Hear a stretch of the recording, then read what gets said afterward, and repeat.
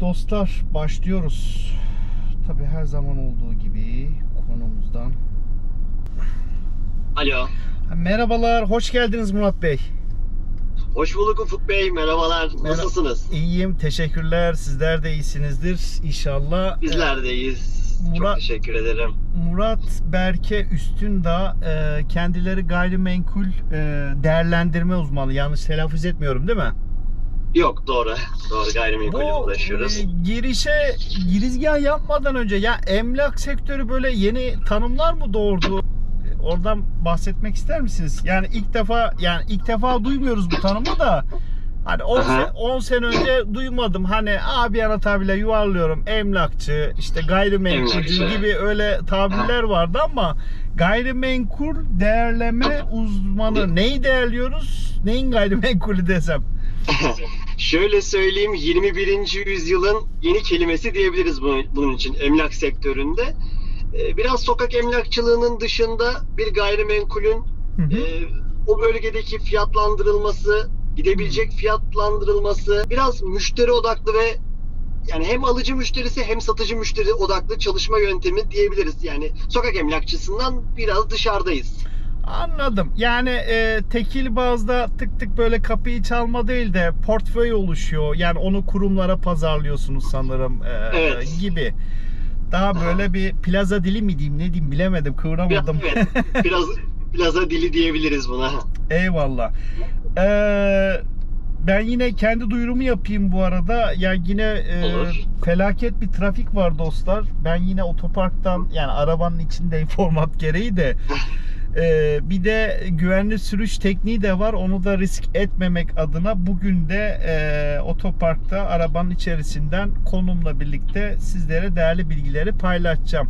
Şimdi evvela her programda olduğu gibi konuma şunu hayal ettirmeye çalışıyorum. Aslında bir metafor, bir mecaz, bir tanım var. Bir ev tanımım var evvela.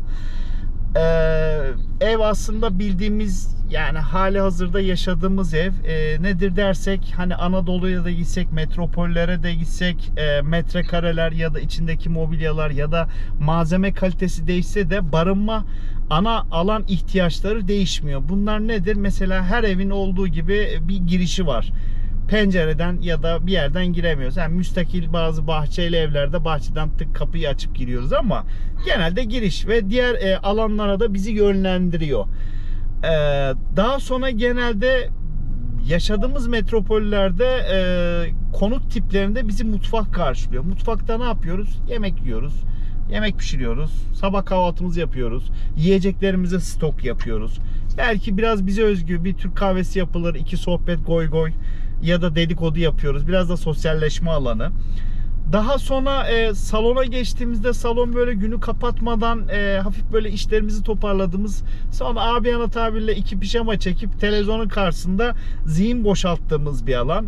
Ama aynı zamanda misafirimizi de orada ağırlıyoruz. Hatta yemek masası takımımız varsa akşam yemeğimizi de orada yiyoruz vesaire. Daha sonra artı odalarımız var. Bu artı odalarımız işte 2+1, 3+1 değişiyor. +1 ya da +2. Artı odalar genelde toplumdaki sosyal statümüzle doğru orantılı olarak ihtiyaca hasıl olarak yarattığımız alanlar. Yani nedir? Mesela evliysek ve çocuğumuz varsa çocuğun ya da yetişkinin odası oluyor. Değilse bir prova odası olabiliyor kıyafetle ilgili. Ya da ne bileyim sanatla uğraşıyorsak veya fotoğraf, resim, orayı bir atölyeye döndürüyoruz. Veya ne bileyim bir kütüphane yaparız. Veya farklı amaçlarda kullanıyoruz. Ama hep böyle ihtiyaçla doğru orantılı ya da ne bileyim salondaki konforumuzu genişletmek istiyorsak bu şey de olabiliyor. Sürekli söylediğim şey sinema odası demek istemiştim. Daha sonra yatak odası var. Yatak odası mahrem alanlarımızdan bir tanesi. Gerçekten içinde çıplaz. Çıplaz derken ya fiziken anlamında demiyorum. Yani biz bizeyiz. Zihni anlamda çıplaz ve en savunmasız olduğumuz yer. Ve ben hep diyorum şarteli abiyana tabirle kapattığımız oda olarak geçiyor. Çünkü uyuyoruz. Ertesi güne yeni uyandığımız oda. Bir de banyomuz var. Banyomuzda ıstakacım olarak geçiyor. Ne derler? Hijyen ihtiyacımızı giderdiğimiz alan. Çoğu evlerde demeyeyim ama neredeyse bir ekstra bir alanımız yoksa bu çamaşır makinesi ve kurutma makinesini de içinde bulunduruyoruz. Şimdi gayrimenkul sektörünü konuşacağız. Tabi bu bölümleri konuşmadan önce şunu hayal etmek istiyoruz aslında seyircilerle. Bu gayrimenkul sektör yani kavram anlamında nasıl bir evde yaşıyor? 2+1 mi? Villa mı? Apartman mı? Müstakil bir ev mi? Buradan başlayabiliriz. Gayrimenkul sektörü şöyle söylemek gerekirse bunun içinde arsası var, dairesi var, rezidansı var. Aklınıza gelebilecek taşınmaz her türlü şey olduğu için bunu büyük bir eve benzetebiliriz mesela. Yani müstakil, büyük, 5 odalı, 6 odalı büyük bir eve benzetebiliriz. Çünkü içinde çok fazla taşınmazın olduğu bir yapı var içeride. Okay. Her türlü bütçeye uygun, her türlü insanın ihtiyacını karşılayabilecek taşınmazın olduğu büyük bir eve benzetebiliriz. Anladım. Yani o zaman şöyle yapalım. Müstakil bir ilk 2+1 diyelim. Bahçemiz de olsun. Biz konuştukça aklımıza bir şeyler geldikçe odaları çoğaltırız. Evet. Tamam. O zaman evimizi biraz güncellemek gerekiyor. Bir de bahçemiz var. Bahçeden de girebiliriz. Şeyden de fark etmiyor. Ama yanımızda yani bir toprağımız var. Daireden çıktıktan sonra dairede bir kat mülkiyet kanununda bir hisse anlamında toprağa ortaklıktır ama fiziki bir toprak var ve yan komşularımız da var. Şimdi evin tanımını yaptık. Bir girişten başlayalım. Yani giriş kapı dedik. Aynı zamanda misafirimizi veya kendi ağırladığımız aynı zamanda yolcu ettiğimiz ne bileyim girişte bazı mobilyalar var, ayna var. Kendimize bakıyoruz. Güne böyle güzel gözükmek için belki aynaya dönüp seni seviyorum diyoruz kendi içimizden. Kıyafetlerimizi depoluyoruz günlük. İşte gelince bir asıyoruz, ediyoruz. Yani başka odalara da yönleniyor ama bir tane bir kapı var. Başka bir girişimiz yok. Damdan giremiyoruz. Şimdi bu sektörün girişi var mı? Varsa nasıl bir şey? Şöyle söyleyeyim, bu sektörün bence bana göre girişi kişinin niyetidir. Hem alıcı için hem satıcı için. Alıcı için niyet kapıdan giriştir, satıcı için ise niyet kapıdan çıkıştır. Kimisi eşyasını alıp çıkar, kimisi eşyasını alıp içeriye girer. Niyet diyebiliriz bunu. Vallahi çok nokta atışı oldu. Ben de biraz Google'lamıştım, çalışmıştım ama tabii daha hakimsiniz. Vallahi harika. Güzel. Kapı niyettir. Kapı niyet, evet. Niyetle giriyoruz, niyetle çıkıyoruz dediğiniz gibi. Peki ekleyecek bir şey yoksa direkt mutfağa geçiyorum o zaman. Mutfağa geçelim. Mutfak ya aslında hani klişe işin mutfağında ne diyor deniyor demeyeceğim ama yani girizgahta da yaptım aslında. Biraz açmaya çalıştım. İşte yemek yapıyoruz, yemek pişiriyoruz, yiyeceklerimizi stokluyoruz. Ama onlarda da bir yani mesela yemek pişirme eyleminde belki bir 15 dakikada yapıyoruz o yiyeceği ama öğrenme süremizi de katmıyoruz oraya. Yani belki 3 yılda tutturdu o damak tadı. Yani bir laboratuvar gibi bir yer aslında. Yani kendi hayatımızdaki kesitler vesaire. Ya biraz da böyle bakabilir miyiz bilmiyorum ama yine klasik soru olacak. Gayrimenkul sektöründe işin mutfağında ne oluyor? Nasıl yemekler çıkıyor? Sizin de demiş olduğunuz üzere işin laboratuvarı benim gözümde bankadır. Yani banka size parayı verirse, krediyi verirse siz o laboratuvarda bir yemeği çıkarabilirsiniz. Vermezse hiçbir şey yapamazsınız. Yani mutfağı bence ben banka olarak görüyorum. Ama ben bir şer koyayım mesela öz kaynağımız varsa birikimimiz yani kredi olarak algıladım bankayı da benim kendi biriktirdiğim bir param var. Yani kaynağımı kendim yaratmışım. Kendi paramız varsa da yine bir şey olarak tapu dairesi olarak görebiliriz. Tapu dairesinde nasıl biz tapumuzu alıyorsak banka şeyde de mutfakta da yemeğimizi hazırlıyoruz ve ortaya bir yemek çıkıyor. Ortaya bir şeyin çıktığı bölümdür mutfak. O yüzden paramız, öz sermayemiz varsa tapu dairesidir. Yoksa da bankadır. Aman inşallah yolumuz düşmez mi diyeyim ne diyeyim. Yani, Allah korusun. Bu dönemde hepiniz Allah korusun. Yani aynen. Peki salona geçiyorum o zaman ekleyecek bir şey yoksa. Yok. Tamam, güzel gidiyoruz bence. Evimiz ufak ufak Evet. şekilleniyor. Niyetle girdik. Şekilli. Bankaya da tapu dairesinde o süreci yapmaya çalıştık mutfağımızda. Aa, Geldik. evet. Salon. Aslında sosyalleşme de alanı bir anlamda. Hani misafirimizi falan ağırlıyoruz. Yine tabii bize özgü. Biraz da vitrinvari bir mekan. Yani galeri gibi. Hani misafirimize böyle görgüsüzlük gibi değil de işte kullandığımız televizyonun boyutu, mobilya, yerdeki patchwork halı mı, kilim mi? Hani misafiri sadece orada ağırladığımız için biraz da dikkatliyizdir. Eşyalarımız hani misafir ağırlamadan önce bir temizlik yapılır, bir şey olur falan filan. Ama özünde de kendimizin böyle zihin boşalttığı bir mekan gibi bir şey. Sosyalleşme de var tabii ki. Yani Evet. yalnızlığımızı paylaştığımız bir film olur, belgesel olur, dizi olur. Böyle aktiviteleri de bu salonda yapıyoruz. Diyorum ve bu sektörde salonu nasıl yorumlarız? Yorumlayabiliriz ya da. Bu sektörde ben salonu aile olarak görürüm. Kişinin ailesi, annesi, babası, çocukları bu salonun bir şeyidir, etkenidir diye görürüm. Aile derim ben salona. Ha. Çünkü bütün ailenin bir araya gelip oturduğu, bir arada olduğu yer hem salon olarak hem de fikir alışverişlerinde insanların bir arada olduğu yerdir aile, Anladım. salon. Tamam. Artı odalarımız vardı bu arada. Aha. Yani artı 1, artı 2, artı 3 Yatak bu. odası. Yok, yatak odasına geçmeden önce. Hani 2 artı 1, 3 artı 1. Yatak odayla salon ana odalar. Bir de onun haricinde artı odalar. İşte sosyal statümüzle biraz doğru orantılı ihtiyacımızı belirlediğimiz alan. Ne bileyim işte üretiyorsak bir atölye olabilir. Evli çocukluysak çocuğun ya da yetişkinin odası olabilir, prova odası olabilir, çalışma odası olabilir, kütüphane yapabiliriz. Böyle artı odalarımız var. Yani sayısında tabii ilk başta girizgahta belirtmedik nasıl bir evde yaşıyor. Hani çok odalı dedik. Buna böyle genel bir tanım mı yapalım yoksa artı 1 artı 2 oda şeklinde mi gidelim? Genel bir tanım yapmak bence daha güzel olabilir. Tamam. Artı 1 artı 2'den yana. Okey. Artı odalarımız. Şimdi sektör, gayrimenkul sektörü, artı odalar. Ben de düşünüyorum bir yandan nasıl olabilir diye. Yani müşterinin kendisi var. Yani konuştuk. Parayı yani para demeyeyim de kaynak dedik bankaya da işte tapuda. Bir niyet de beyan ettik girerken. Ne bileyim bu artı odalar acaba bu müşteriyle yani alanla satan arasındaki sizlerin rolü demeyeyim ama bir de dijital bir mecra kolaylığı, konforu da var. Hani siz bir ilan veriyorsunuz.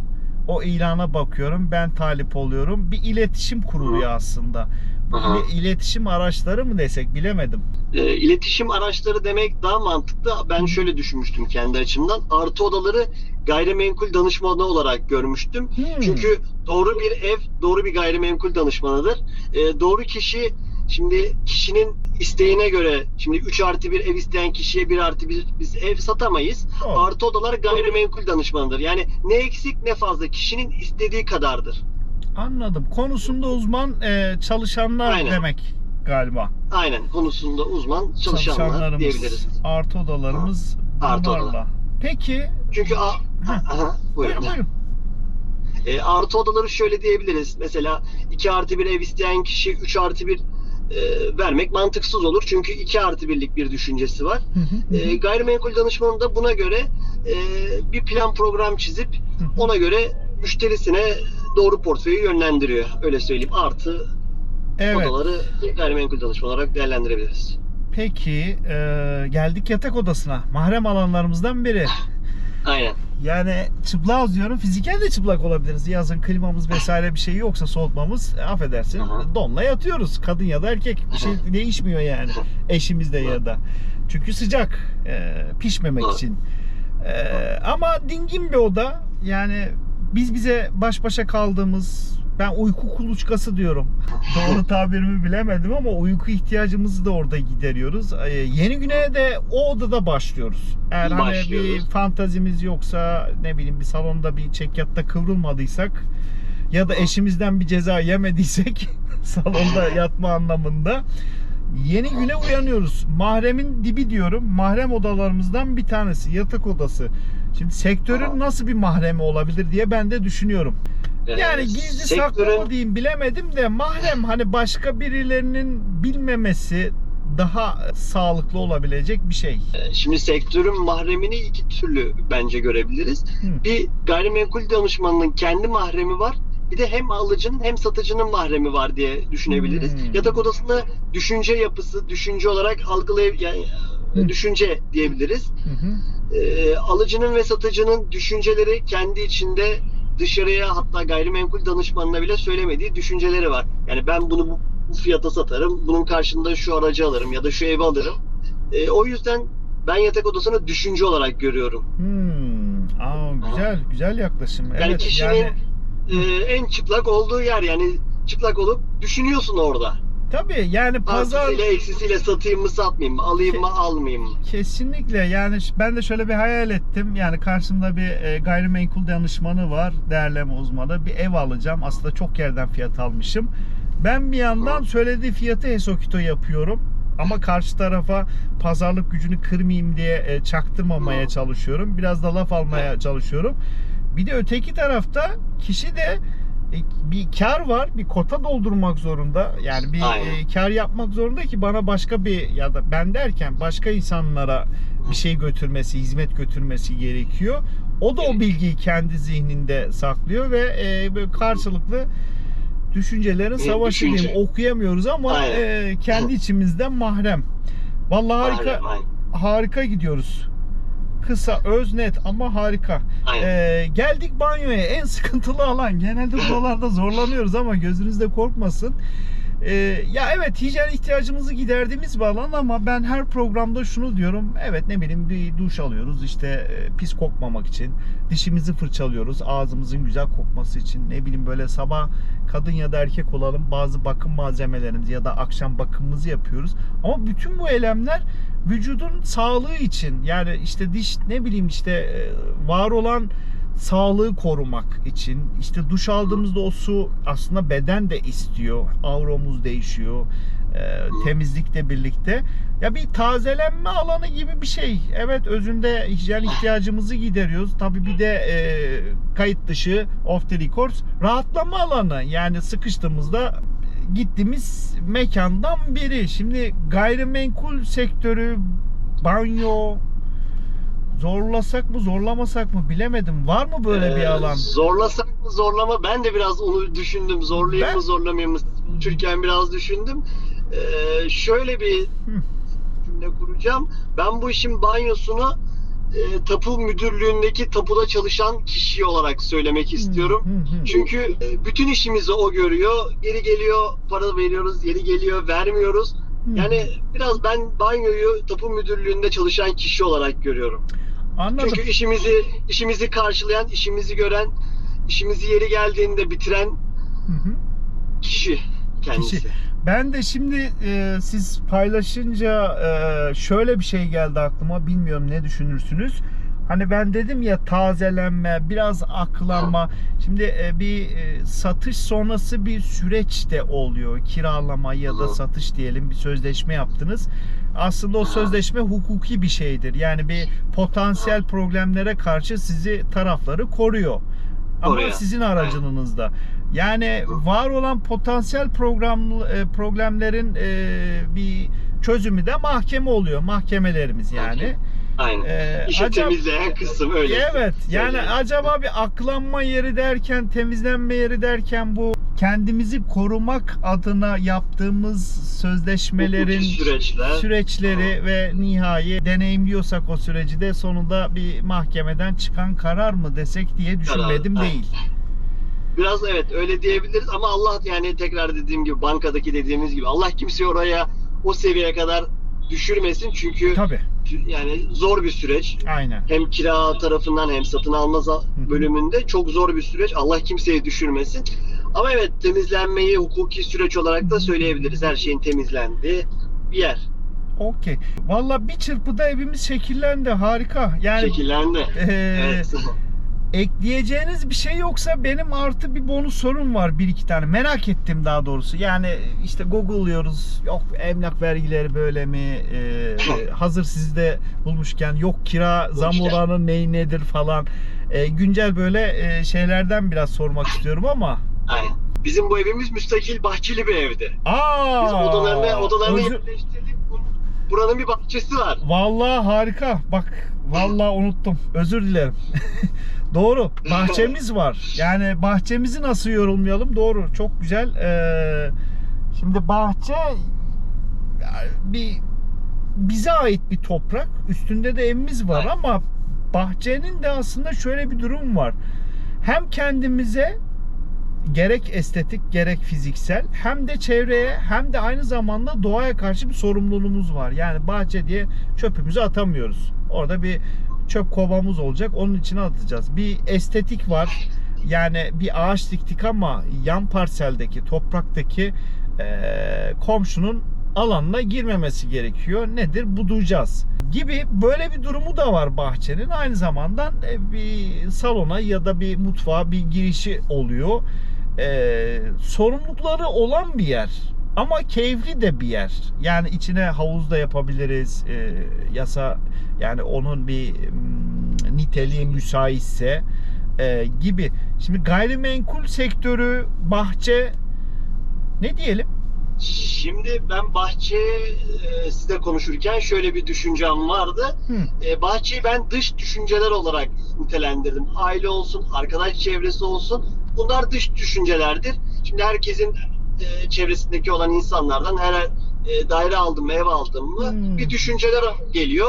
O düşüncelerin işte birikimiyle biri diyor ki şu bölgeden daire al. Diğeri diyor ki senin işte şu kadar çocuğun var, sen büyük daire al.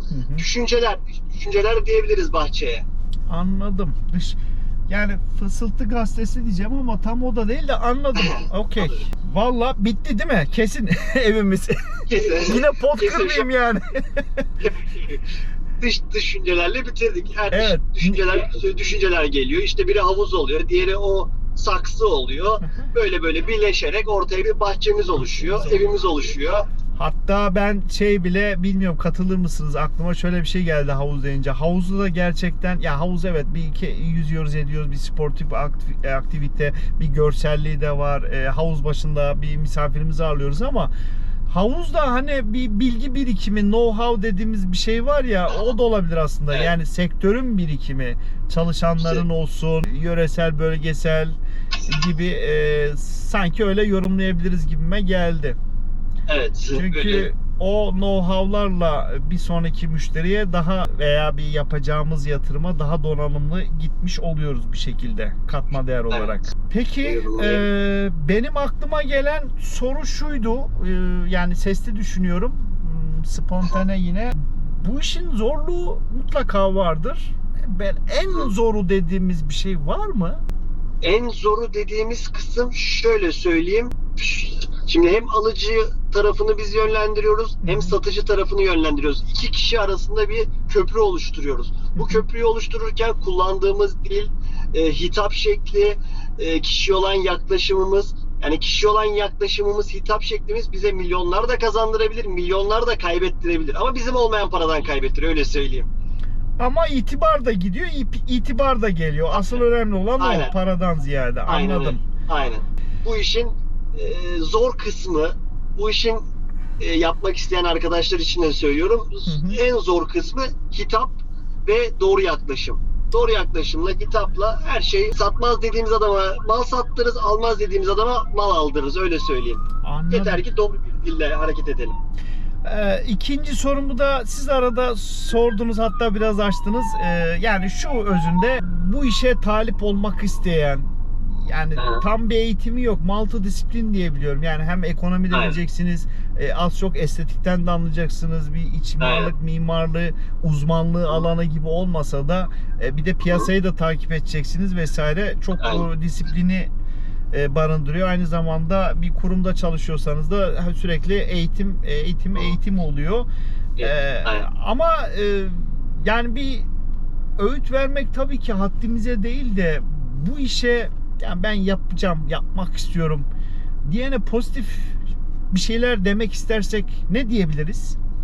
Şimdi bu işi yapmak isteyen kişilere şunu söyleyebilirim. Bu işten kazanabileceğiniz parayı dünya üzerindeki hiçbir işten kazanamazsınız. Wow. Yani kendi olmayan sermaye, sıfır sermaye ile kazanılabilecek en büyük parayı bu işten kazanabilirsiniz. Bu en büyük motivedir benim için. Yani Wow. ben de bu işe başlarken bu motiveyle başladım. Bir gece kalkıp bir sabah kalktığınızda bir telefonla milyoner bile olabilirsiniz. Wow. Gelecek olan portföyden, gidecek olan portföyden. Wow, o derecede. Yani O derece. şimdi komisyon oranlarını düşünüyorum da tabii ki kurumda çalışıyorsunuz, siz de söylemeyin ama Aynen. ya ortalama racon satılıkta ne oluyor? Yüzde kaç oluyor? Şöyle Genelde söyleyeyim, piyasada. satılık olan dairelerimizde %2 alıcıdan, %2 de satıcıdan komisyon alıyoruz. Dört. Totalde %4 komisyon alıyoruz. Tabii biz bunu şirketle paylaşıyoruz. Tabiri caizse paylaşıyoruz.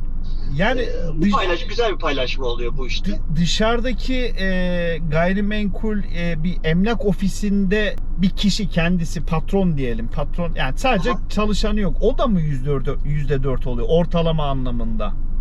Aynen. Herkes bu emlak sektörünün yasal kuralıdır. İster kurumsal olun, ister sokak arası emlakçısı olun. %2 alıcıdan artı %2 satıcıdan. Bunun da fatura kestiğimiz için artı KDV'sini alıyoruz. %4 artı KDV olarak adlandırabiliriz. Peki. İsimlendirebiliriz. Peki pazarlık sünnet mi bu oranlarda? Pazarlık şöyle söyleyeyim. Pazarlık sünnet mi?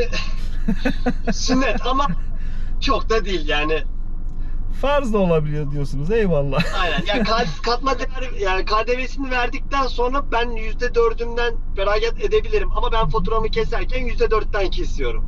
Yok, anladım dediniz. Yani atıyorum bir rakam da nasıl diyeyim? Hani bir 5 milyonluk bir değerin %4'üyle 100 milyonlukta hani orada bir Aha. pazarlık mutlaka olur diye düşünüyorum. Çünkü işte gibi. aynen. Bunu şuna bağlayabiliriz, ev konusunda konuştuğumuz üzere. Evin yatak odası demiştim ya. Evet. Gayrimenkul danışmanında yatak odası burası işte. Bu düşünce. Bunu kimse bilmiyor. Bilmiyor. Şöyle ufak bir şey vereyim, tüyo vereyim. Eyvallah. 2 milyonluk evle 100 milyon ev aynı değil demiştiniz. Paralı insana biraz şey yapılıyor. Yardımcı Anladım. olun diyor. Çünkü işin devamı gelsin.